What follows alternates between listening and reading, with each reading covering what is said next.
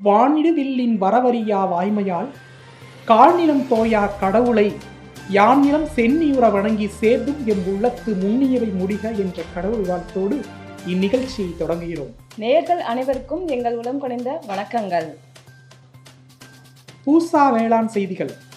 இன்றைய தொகுப்பில் இடம்பெறும் செய்திகள்: புதிய தொழில்நுட்பத்தில் மாடித்தோட்டம் அமைக்கும் வழிமுறைகள், பலா ஒரு சிறப்பு தொகுப்பு மற்றும் வானிலை அறிக்கை. கிராமமாக இருந்தாலும் நகரமாக இருந்தாலும் நமக்கு தேவையான காய்கறியை பயிரிடலாம். அதுவும் சுலபமாக அடுக்குமாடி குடியிருப்புகள் இருந்த நகரத்தில் கூட இது சாத்தியம்.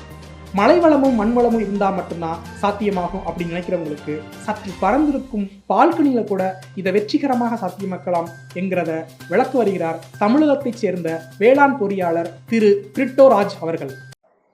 அனைவருக்கும் வணக்கம். நான் வேளாண் பொறியாளர் பிரிட்டோராஜ் பேசுகிறேங்க. மாடியிலேயோ அல்லது நம்ம வீட்டுக்கு பின்னாடி இருக்க புறக்கடை இடத்துலையோ வீட்டு தோட்டம் அமைக்கும்போது பந்தல் காய்கறிகளை பொறுத்தளவில் இது நாள் வரை தலைக்கு மேலே போகக்கூடிய கம்பிகளை பரப்பி அல்லது பக்கவாட்டு பகுதியில் மூங்கில் சட்டங்கள் போட்டு அது மேலே கொடிகள் ஏற்றி நம்ம பந்தல் வகை கொடி வகை காய்களை நம்ம பயிரிட்டு வந்தோம். இதற்கு மாற்றாக ஒரு சின்ன தொழில்நுட்பம் இருக்குங்க. அந்த தொழில்நுட்பம் என்ன அப்படின்னு சொன்னால், இப்போ உதாரணத்துக்கு மொட்டை மாடி அப்படின்னா இரண்டு செவருக்கு எதிரெதிராக இருக்கக்கூடிய 2 செவரில் எல் ஆங்கிள் அப்படின்னு சொல்லக்கூடிய 2 இன்ச்சுக்கு 2 இன்ச்சு அளவுள்ள உயரம் பக்கவாட்டு சுவர் நல்லா ஸ்ட்ராங்காக இருக்கும் பட்சத்தில் 1.5 இன்ச்சுக்கு 1.5 இன்ச்சு அந்த அளவுள்ள எல் ஆங்கிள் செவுத்தில் 2 பக்கம் எதிரெதிராக ஃபிக்ஸ் பண்ணிக்கலாம். அல்லது பட்டை வடிவ 2 இன்ச்சு பைப்பை ஃபிக்ஸ் பண்ணிக்கலாம். அந்த பைப்பில் 2 அடிக்கு ஒரு துளையிட்டு 20 கேஜ் அளவுள்ள இரும்பு கம்பியை இந்த முனைக்கும் அந்த முனைக்கும் நம்ம இழுத்து கட்டிடலாம். அப்போ அந்த அமைப்பு எப்படி இருக்கும் அப்படின்னு சொல்லி பார்த்தா, 2 கம்பிக்கு இடையில 2 அடிக்கு 1 அல்லது 1.5 அடிக்கு ஒரு இரும்பு கம்பி போன மாதிரியான அமைப்பு இருக்கும். இப்போ நம்ம கீழே மட்டும் நம்ம 2 அடி உயரம் அகலம் உள்ள பைகளுக்கான இடம் வச்சுக்கலாம்.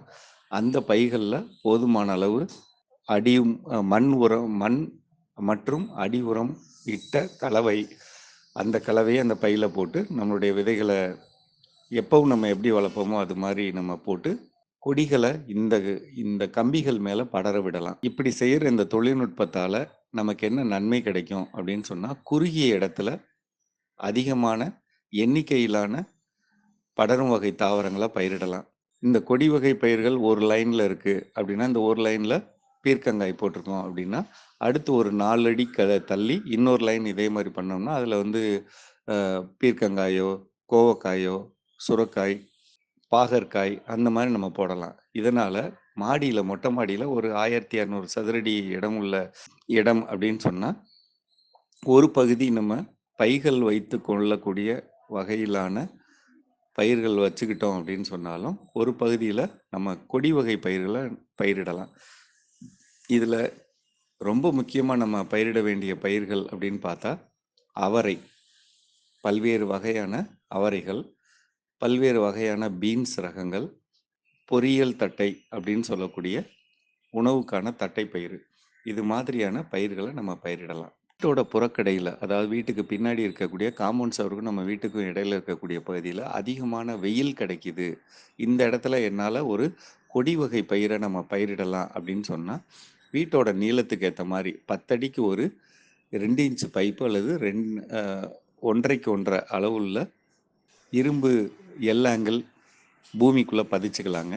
கீழே கான்கிரீட் போட்டு பண்ணிட்டாலும் பெர்மனண்ட்டாக பண்ணாலும் ரொம்ப நல்லது, அல்லது சும்மா நட்டு வச்சாலும் நல்லது. பூமிக்குள்ளே 2 அடி இருக்கிற மாதிரி பண்ணிக்கலாம். அதுக்கு மேலே இருக்கக்கூடிய பகுதியில் பைக்காக, அதாவது மாடித்தோட்ட பைக்காக 2 அடி விட்டுட்டு அதுக்கு மேலே 1.5 அடிக்கு ஒரு துளை இட்டுக்கலாம். அந்த துளை இட்டதில் 20 கேஜ் இரும்பு கம்பிகளை, வயர் கம்பிகளை உள்ள நுழைச்சிக்கலாம். மேலே தலைப்பகுதியில் இருக்கக்கூடிய கம்பியை மட்டும் சாய்வாக இழுத்து ஸ்டே அப்படின்னு சொல்லக்கூடிய மண்ணோட இறுக்கி பிடிச்சுக்கிற மாதிரியான அமைப்பில் படத்தில் காட்டின மாதிரி அமைச்சுக்கலாம். இப்போ இது பார்க்க எப்படி இருக்கும் அப்படின்னா, ஒரு இடத்துல 3-4 கம்பிகள் நிற்கும், அதுக்கு இடையில குறுக்கு வயர்கள் போகும், கீழே பை இருக்கும். இந்த பையில் நம்ம மண் மற்றும் சாண கலவைகளை நம்ம எப்பவும் மாடி தோட்டத்துக்கு பண்ணக்கூடிய சாண கலவைகளை அதில் போட்டுக்கலாம்.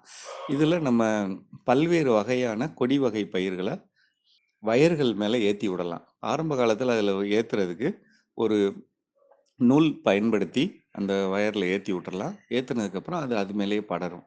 இதில் இந்த முறையில் இருக்கக்கூடிய நன்மை என்ன அப்படின்னா, ஒரு நீளமான, அதாவது 40 அடி நீளமுள்ள ஒரு அமைப்பு பண்ணுறோம் அப்படின்னு சொன்னால், முதல் 10 அடிக்கு நம்ம ஒரு பயிரும், அடுத்த 10 அடிக்கு இன்னொரு பயிரும், அடுத்த 10 அடிக்கு இன்னொரு பயிரும், அது மாதிரி 3-4 வகையான பயிர்கள் வளர்க்க முடியும்.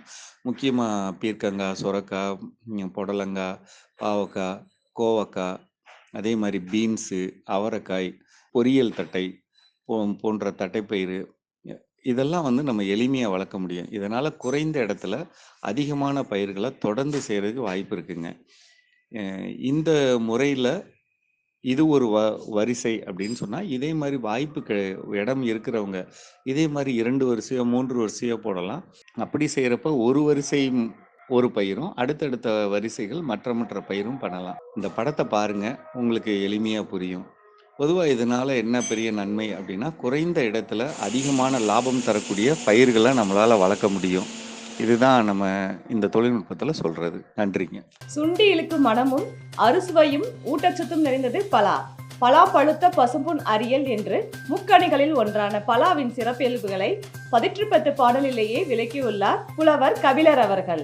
இந்தியாவிலேயே தமிழகத்தில்தான் 1,20,000க்கும் மேற்பட்ட பலா மரங்கள் இருக்கின்றன என்று சமீபத்திய புள்ளி விவரங்கள் தெரிவிக்கின்றன. பலாவிற்கென்றே தனித்துவமான தோட்டங்கள் தமிழகத்தின் கிழக்கு பகுதியில் உள்ள கடலூர் மாவட்டம், குறிப்பாக பண்ருட்டி மற்றும் பாலூர் பகுதிகளில் இருக்கின்றன. இந்த பலா சாகுபடிக்கு உகந்த ரகங்கள் மற்றும் அதிக மகசூல் பெறும் வழிமுறைகளை நமக்கு விளக்க வருகிறார் இந்திய வேளாண் ஆராய்ச்சி கழகத்தின் தோட்டக்கலைத்துறை அறிவியலாளர் முனைவர் செல்வகுமார் அவர்கள். இன்னைக்கு நம்ம பார்க்க போறது முக்கணிகளில் ஒன்றான பலாவின் சிறப்பு ரகங்கள், அதன் சிறப்பு இயல்புகள் மற்றும் உற்பத்தியை பெருக்கும் தொழில்நுட்பங்கள். பலா இது ஈரப்பதம் அதிகமுள்ள பூமத்திய ரகை பகுதிகளில் அதிகமாக காணப்படும். இந்த பலா மரங்கள் கடல் மட்டத்திலிருந்து 1500 மீட்டர் உயரம் வரையிலான இடங்கள்ல வளரக்கூடியது.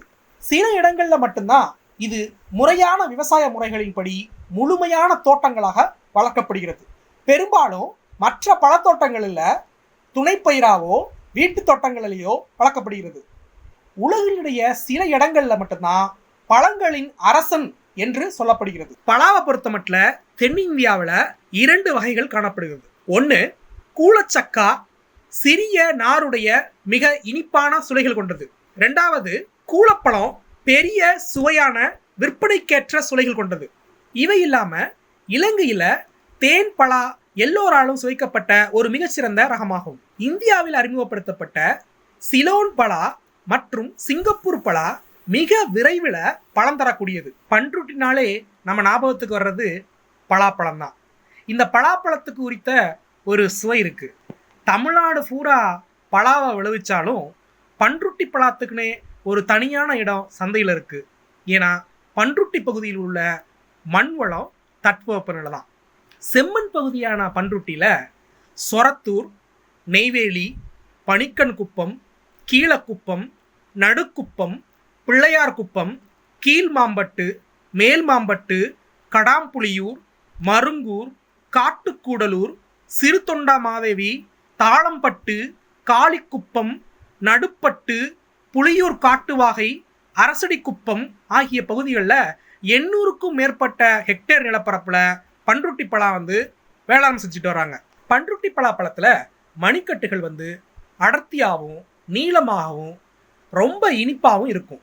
மேலும் இதோட நிறம் பாலேட்டு நிறமுள்ள இள மஞ்சள் நிறத்தில், சுளைகள் அடர்த்தியாகவும் சதை மற்றும் நார்ச்சத்துக்கள் உட்புறமாக இருக்கும். பழம் பழுக்கும்போது சதை மெலிஞ்சுக்கிட்டே போகும். ஆனால் சுளைகள் நீண்ட நிலைத்திறமை கொண்டதாக இருக்கும். மேலும் பழத்தோட எடை 7லிருந்து 40 கிலோ வரைக்கும் இருக்கும்.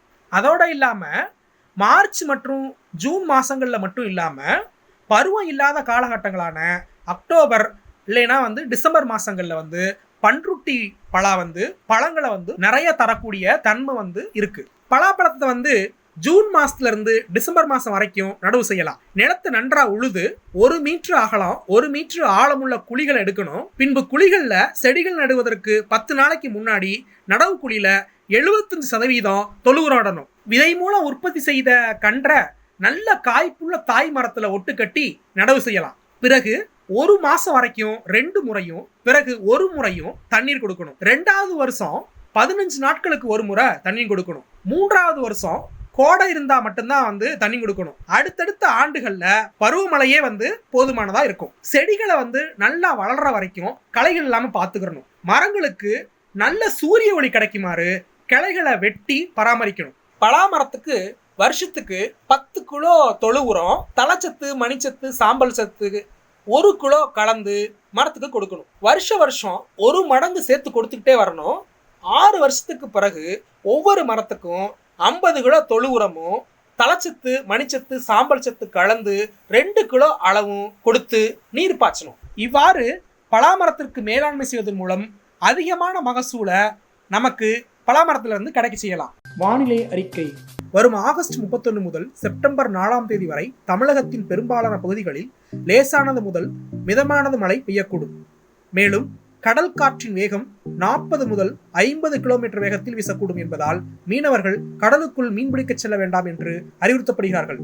தமிழகத்தில் அதிகபட்ச வெப்பநிலையாக 38 டிகிரி செல்சியஸும் குறைந்தபட்ச வெப்பநிலையாக 20 டிகிரி செல்சியஸும் இருக்கும்.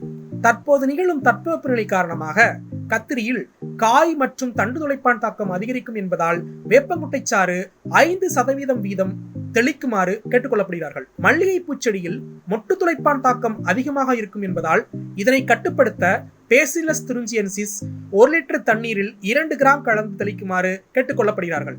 நிலக்கடலையில் இலைப்புள்ளி நோயை கட்டுப்படுத்த குளோரோதொலனில் 1 லிட்டர் தண்ணீரில் 2 கிராம் கலந்தளிக்குமாறு கேட்டுக்கொள்ளப்படுகிறார்கள்.